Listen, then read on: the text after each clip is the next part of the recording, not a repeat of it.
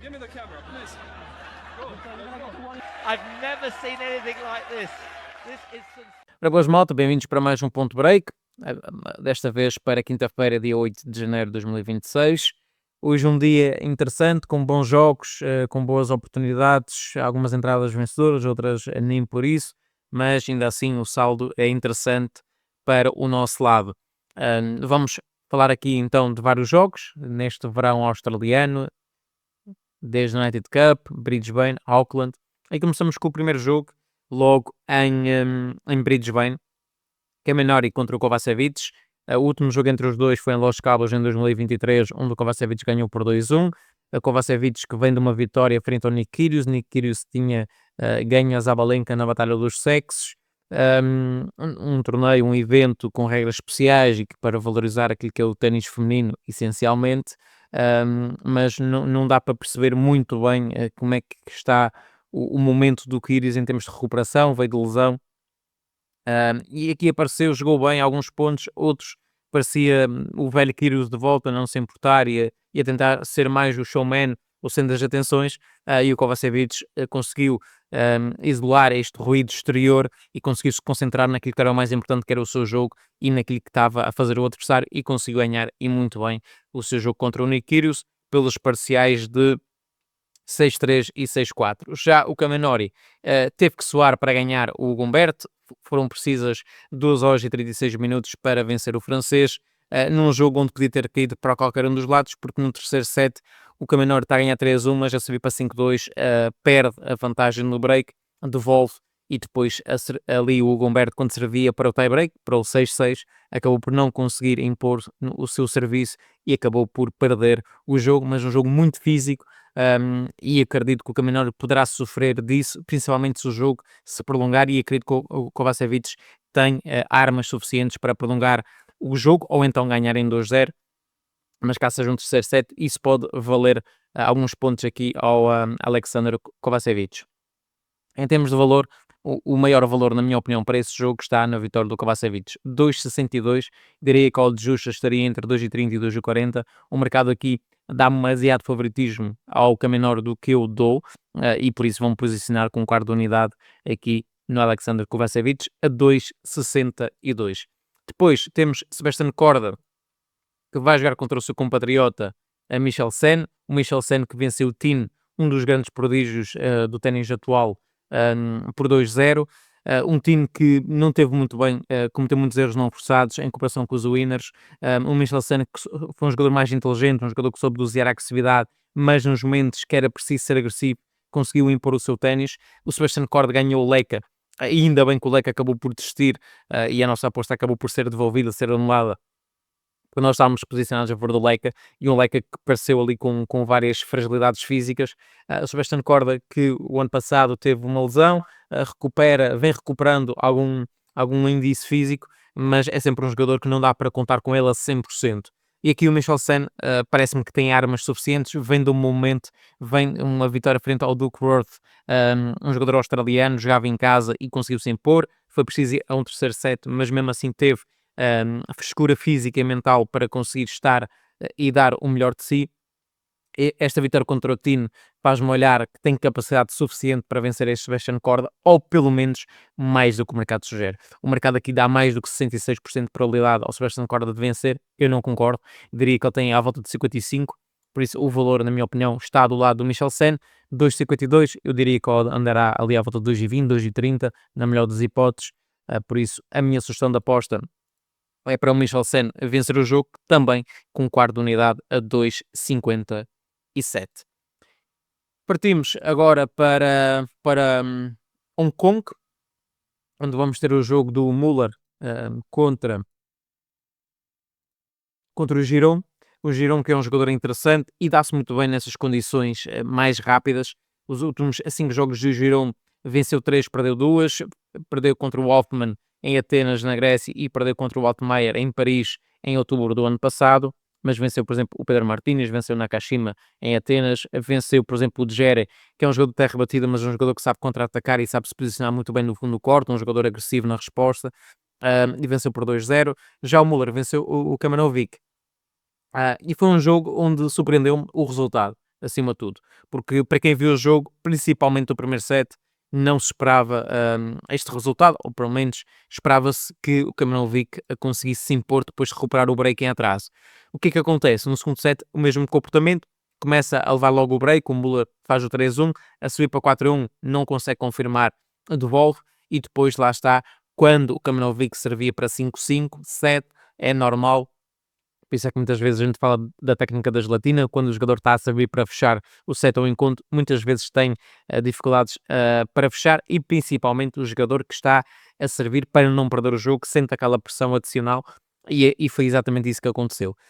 Por isso, parece-me que o Girão aqui tem alguma vantagem do seu lado. É que o mercado não acredita muito em ambos os jogadores ganham um set, ou pelo menos menos de metade das vezes o mercado acredita que será um set para cada lado e depois um deles vai vencer. O mercado posiciona-se a favor do Girão e eu concordo. E eu aqui, muito honestamente, vou-me posicionar com uma unidade a favor do Marco Girão a 1,75. No longo prazo, parece-me claramente que ele vai vencer mais vezes. Diria que a odd justa seria ali à volta de 1,66, 1,68. Aqui está um pouco mais acima do valor justo, é de aproveitar. Outro jogo que me surpreendeu pelas odds foi o jogo do Sonego contra o Shang. O Shang joga em casa, é um jogador interessante, é um jogador muito ágil no fundo do corte, um jogador rápido, um jogador bom tecnicamente, mas o Sonego também é. Aqui o que pesa mais, na minha opinião, e se a gente for olhar ao momento dos dois jogadores, é o fator casa. O Shang joga em casa, com o apoio do seu público, e o mercado acha que isso é suficiente para determinar o valor ou o favoritismo. Não concordo. Um modo 1,60, 1,62 é um modo, na minha opinião, muito baixo, por isso é o primeiro jogo entre os dois, por isso aqui os dois jogadores ainda vão ter que se adaptar ao jogo um do outro. O Sonego é um jogador de outra elite. Basta ver que no ranking um jogador está como 39, que é o Sonego, e está habituado a jogar contra os melhores, e o Shang está em 406 do ranking. É uma diferença muito, muito grande. E o Shang é um jogador interessante, mas não consegue dar aquele pulo e aquela consistência que é necessária para estar, por exemplo, no top 100. Claro que o fator casa pode pesar, o Sonego também, muitas vezes, e jogadores do top 50 muitas vezes aproveitam esses torneios de um prestígio inferior para se preparar da melhor forma para o Australian Open, que será claramente o objetivo dos jogadores melhor ranqueados, será se preparar para depois entrar da melhor forma no Australian Open, e por isso é sempre um risco, um perigo trabalhar esses jogos, porque nós não sabemos qual é a intenção dos jogadores. Mas, por exemplo, hoje tivemos um Rublev que jogou também contra o U ganha o primeiro set e depois o Rublev faz um 6-2, 6-1. Pode acontecer aqui, por isso esses jogadores também querem ter aqui alguns jogos, preparar-se da melhor forma, serem testados, para depois, quando chegarem ao Australian Open, terem já condições, principalmente índices físicos, interessantes para competir. Olhando para o mercado, discordo completamente das odds, como já disse, diria que o Shang até podia ter aqui algum favoritismo, mas diria que nunca inferior a um modo de 1,80 ou 90. Exatamente por essas razões todas que eu falei. Aqui há sempre a incógnita de como esses jogadores melhores ranqueados vão usar esses torneios para como um trampolim em termos daquilo que é a preparação para o primeiro Major do ano, que aí é que está o principal foco. No entanto, acho que a longo prazo, meia unidade a favor do Sonego 2,25. Se eu for ver 100 jogos entre os dois, acredito que o Sonego pelo menos ganha metade deles. Claro que nas diferentes superfícies, mas nesse contexto acredito que vai ser um jogo mais difícil. O Sonego é um jogador que se prepara bem, é um jogador que também tem o seu ténis, ou pelo menos a primeira experiência do Sonego em terra batida, é um jogador que conhece muito bem as armas que tem, é um jogador agressivo, um jogador explosivo no fundo do corte, serve bem, posiciona-se bem, por isso acho que vamos ter aqui um jogo muito mais equilibrado do que o mercado sugere. Depois passamos para o jogo da Svitolina, que vai jogar contra a Katie Boulter. E aqui estranho muito o mercado. É verdade que a Svitolina ganhou o último jogo contra a Katie Boulter, mas surpreendem-se. O último jogo entre as duas foi em 2020, no Australian Open, e a Svitolina, na altura, ganhou por 2-0, pelos parciais 6-4, 7-5.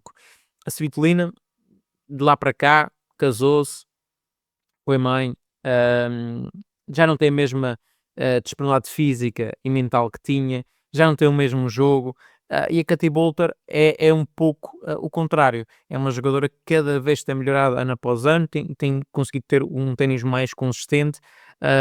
Claro que se a gente for olhar para o jogo de uma jogadora e o jogo de outra, percebemos que há muitas diferenças.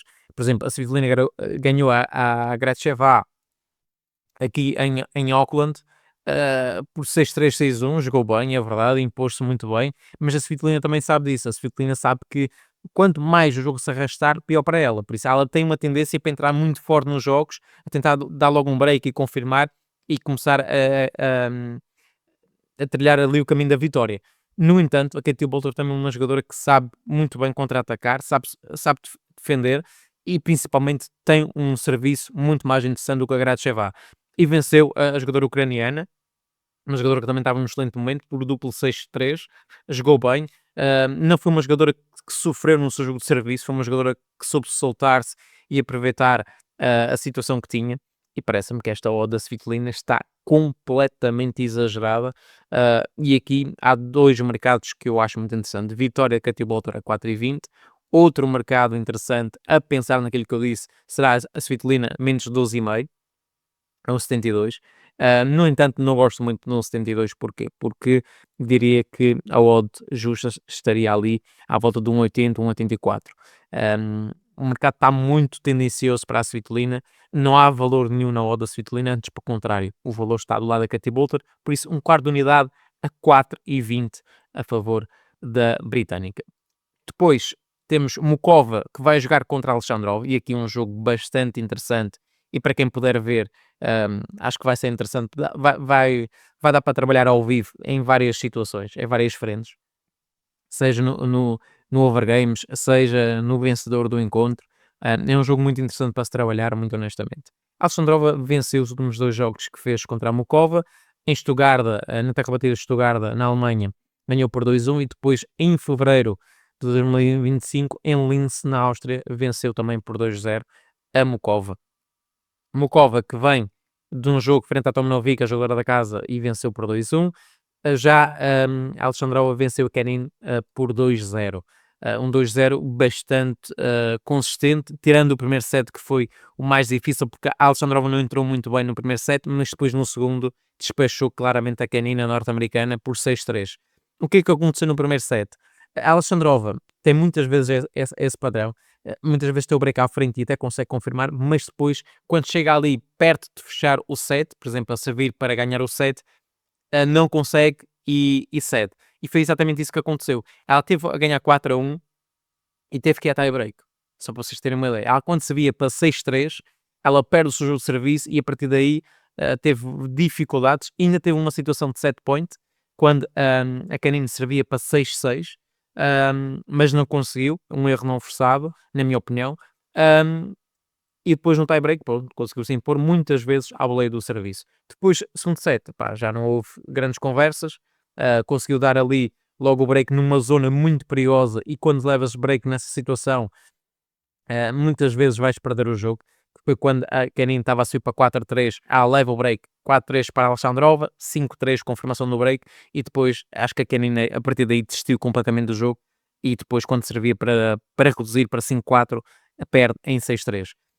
Esse jogo, para mim, olhando à forma das duas jogadoras, principalmente aquilo que é o capítulo do serviço, o da resposta, a agressividade no fundo do corte, a Alexandrova com meia unidade a 1,80. Estamos quase a terminar, sei que é um ponto break mais longo, mas tem vários jogos bastante interessantes para falar, e muitas vezes os torneios inferiores permitem exatamente isso, oportunidades. Ao contrário, se calhar, quando vamos para um grande slam, as coisas aí já são muito mais equilibradas, o mercado já precificou melhor, já tem uma informação que não tinha, principalmente nesses torneios iniciais da temporada. Vamos para o jogo da Mason Keys contra a Schneider, e esse jogo, a Mason Keys é uma jogadora interessante. A Mason Keys, por exemplo, já chegou à final deste torneio em 2020, onde perdeu com a Karolina Pliskova. Uma Schneider que é uma jogadora muito agressiva, mas não sabe dosear a agressividade. Schneider vem de uma vitória frente à Potapova, e a Keys vem frente à Kessler, a compatriota, por 2-0. Em termos de confronto direto, 2 vitórias para a Mason Keys, em Miami em março de 2024, e depois em junho de 2025, na relva de Londres, a Mason Keys venceu por 2-1. Vantagem no confronto direto, vantagem naquilo que é a dinâmica e naquilo que é a dimensão do jogo da norte-americana, acredito que será mais uma vitória para a Mason Keys. Vou-me posicionar aqui menos 2,5, 1,82 na Mason Keys. Para quem quiser, mais seguro, tem aqui um 65. Não gosto muito, acho que a diferença será superior a 3 jogos de serviço a favor da Mason Keys, por isso compensa, neste caso, 1,82. Por último, e não menos importante, um jogo que não aparece na Betano, por isso, depois, se aparecer, vejam se está com uma melhor odd, será o jogo da Mertens contra a Krejcikova. Krejcikova, que já nos deu um green este ano, frente à Joint, ganhou por 2-0 e também tinha entrado nesse jogo com o modo que para mim era desajustada, tinha falado disso, um modo a rondar também um 80, ganhou a jogadora da casa e ganhou muito bem, um 6-4, 6-1 a impor muito bem. Já a Mertens vem da Mboko, a jogadora canadense ou canadiana, ganhou por 2-1, mas com dificuldades.